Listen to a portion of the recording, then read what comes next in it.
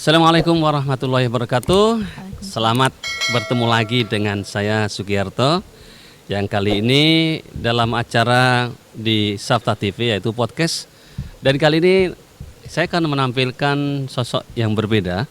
Dan kali ini kita akan bicarakan tentang seorang guru bahasa Inggris yang punya komitmen untuk memajukan khususnya di SMP Sabta. Ya, siapa dia? Orangnya mari kita kenalan terlebih dahulu agar Anda bisa paham siapa di balik yang saya sebutkan tadi. Baik, terima kasih. Assalamualaikum. Waalaikumsalam, Pak Ki. Namanya siapa ini? Pakai bahasa apa ini? Ya, nama lengkap dulu, lengkap dulu aja lah. Nama lengkap Eka Shofi Arianti. Oke. Dipanggil Miss Shofi. Miss Shofi ya. Begini Bu Shofi, saya tertarik dengan bahasa Inggris ini karena yang pertama sebagai bahasa internasional ya, bahasa internasional benar. pertama. Dan tentunya melalui bahasa Inggris ini, bagaimana Anda bisa tertarik waktu itu? Simple sih Pak, sebenarnya saya kan dari SMK ya dulu, SMK Negeri 1 SMK? Surabaya. Ya, Ya. SMK dulu. Nah itu guru bahasa Inggris saya tuh sangat menyenangkan, funny. Yang lainnya kan kayak biasanya guru itu bosen. Nah karena guru bahasa Inggris saya tuh menyenangkan, jadi saya tuh mikir, I want to be like her gitu. Jadi kayak saya tuh pengen jadi kayak bu guru itu gitu. Jadinya saya milih jadi guru bahasa Inggris. Simple sih. Iya. Sama halnya dulu saya jadi guru bahasa Indonesia karena saya dulu juga tertarik sama guru bahasa Indonesia saya di SMP. Kemudian di SMA juga yang mendorong saya menjadi seorang guru bahasa Indonesia sejati itu. Hingga sekarang ini. Dan ini pertanyaan saya yang kedua ini. Apa komitmen Anda masuk di SMP Sabta dengan bahasa Inggrisnya ini? Komitmen saya juga ingin supaya anak-anak itu bisa bahasa Inggris, kan karena banyak yang kayak nggak bisa bahasa Inggris kayak gitu kan lagi tren ya Pak ya. Iya betul. Nah jadi mereka itu harus punya percaya diri supaya mereka itu nggak mikir nggak bisa terus. Jadi mereka itu harus bisa, tapi dengan cara yang menyenangkan, nggak yang membosankan. Makanya kalau kalau belajar dengan cara yang menyenangkan, mereka bakalan gampang juga mengingat kosakata bahasa Inggris gitu. Begini, apakah dalam proses pembelajaran Anda terapkan conversation, terutama dalam hal pakai bahasa Inggris setiap hari? Pasti Pak, conversation kan yang utama ya kalau kita bercakap-cakap itu. Jadi kayak menyapa itu yang paling pertama banget, karena kita bertemu orang harus bisa menyapa bahasa Inggris dan lain-lain. Conversation itu yang penting sih. Dan pertanyaan berikutnya nih, apa kesulitan anak-anak ketika belajar bahasa Inggris? Kesulitannya itu karena mereka nggak percaya diri, sudah itu aja. Kalau mereka percaya diri, itu bakalan lebih gampang buat mereka belajar bahasa, karena terus diterapkan. Selain tidak percaya diri, apakah karena memang kosakata anak-anak masih kurang? Karena nggak percaya diri, mereka jadi nggak pernah mendengarkan bahasa Inggris. Karena nggak pernah mendengarkan, jadi mereka susah untuk bicara. Jadi gitu, kosakatanya jadi kurang. Nah, gitu, Pak. Lantas bagaimana proses pembelajaran? Kalau saya pernah lihat, anak-anak bisa lebih hafal lagu bahasa Inggris daripada di pelajaran.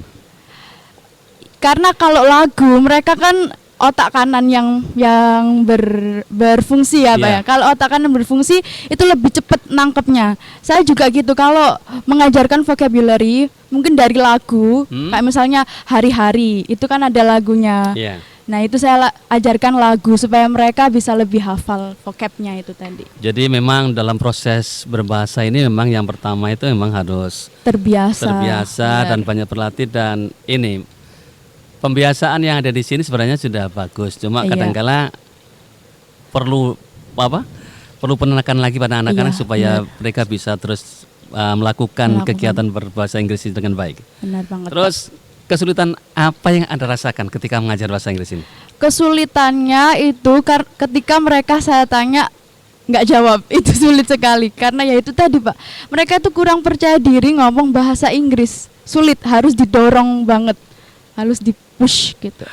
Apalagi dengan dalam model pembelajaran bahasa Inggris ya. Padahal kalau kita sudah bisa menguasai, ibaratnya nanti kalau misalnya pakai di acara-acara Ome TV, kemudian di Facebook yang ada kenalan pakai bahasa Inggris, saya yakin tuh mereka bisa berkembang seperti itu.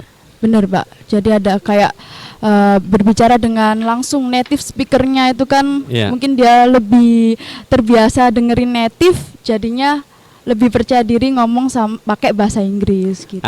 Ini ada.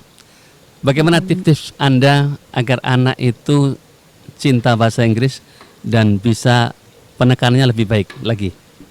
Yang pertama mungkin ini Pak, harus terbiasa mendengarkan dulu. Mendengarkan, ya. Okay. Apapun itu, mau itu lihat movie, ya, watching movie, listen to music, dengerin musiknya, apapun itu, pokoknya harus bahasa Inggris dulu. Mereka kan suka biasanya kalau lihat film, dengerin lagu, itu suka, jadinya itu dulu, disukain dulu. Habis gitu ngomong. Dibiasakan ngomongnya itu. Misalnya menjelaskan tadi lihat TV apa, lihat film apa, pakai bahasa Inggris, storytelling bahasa Inggris, lagi. Walaupun hanya katakanlah dalam satu paragraf saja. Walaupun cuma sedikit aja. Iya, setiap hari itu udah bagus banget sih. Nah, ini yang jadi pertanyaan saya sekarang ini. Anda bisa memberikan contoh perkenalan dengan gaya bahasa Inggris Anda? Iya, Pak. Syukur-syukur seperti gaya bahasa Inggris. Monggo, silakan. Good morning. I'm an English teacher of Safta Junior High School Surabaya. I'm Eka Shafiarendi. You can call me Miss Shafi. I'm really happy to be in this podcast. Oke, thank you. Luar biasa para pemirsa. Tentunya dengan perkembangan dan gurunya yang berkualitas ini, tentunya tergantung sekarang bagaimana penerapan di lapangan nanti ya, di kelas dan di luar kelas pun. Kalau misalnya bertemu ya diwajibkan, karena memang di sekolah Safta ini ada hari-hari tertentu yang wajib pakai bahasa Inggris. Sama seperti kalau di pondok itu 1 hari 2 hari pakai bahasa Inggris, ya harus pakai Inggris. Tidak bahasa Inggris mereka akan didenda atau dihukum.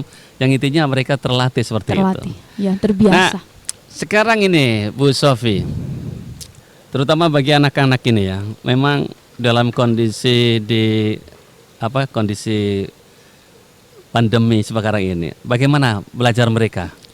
Lewat Zoom, saya ini kan harus Zoom. Kalau bahasa memang nggak bisa kalau nggak meeting, tuh Pak. Harus meeting ya? Harus meeting, harus kalau bahasa. Iya. Kalau cuman kayak share links nggak bisa. Jadi setiap pelajaran harus ada Zoom. Kalau listening ya saya share screen, listening harus ada.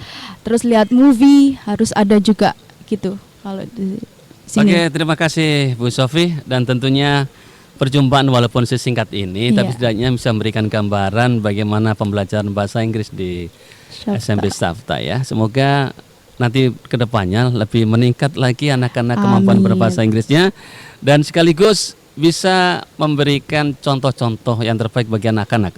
Syukur-syukur rencana kedepannya tidak ada apa?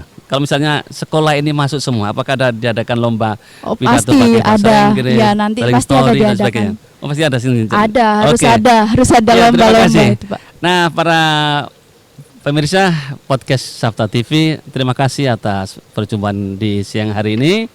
Semoga bisa memberikan gambaran tentang bagaimana pendidikan bahasa Inggris di Sekolah Islam Safta, khususnya di SMP Safta ini bisa berlanjut dan bisa berkembang lebih baik. Khususnya dengan belajar berbahasa Inggris ini bisa memberikan gambaran tentang berbahasa yang baik dan benar melalui bahasa Inggris ini hanya perlu latihan dan kemampuan untuk diri sendiri. Baik, terima kasih. Semoga di pertemuan ini dan pertemuan selanjutnya ada tambahan-tambahan terbaru buat Anda. Nanti juga akan saya tampilkan di session berikutnya, yaitu guru bahasa Jerman nanti dari SMA. Baik, terima kasih. Semoga pertemuan ini bisa bermanfaat, dan terima kasih Bu Sofi. Semoga bisa ada manfaat yang kita pertemuan ini. Baik, terima kasih. Ihdinas siratal mustaqim. Wassalamualaikum warahmatullahi wabarakatuh. Waalaikumsalam.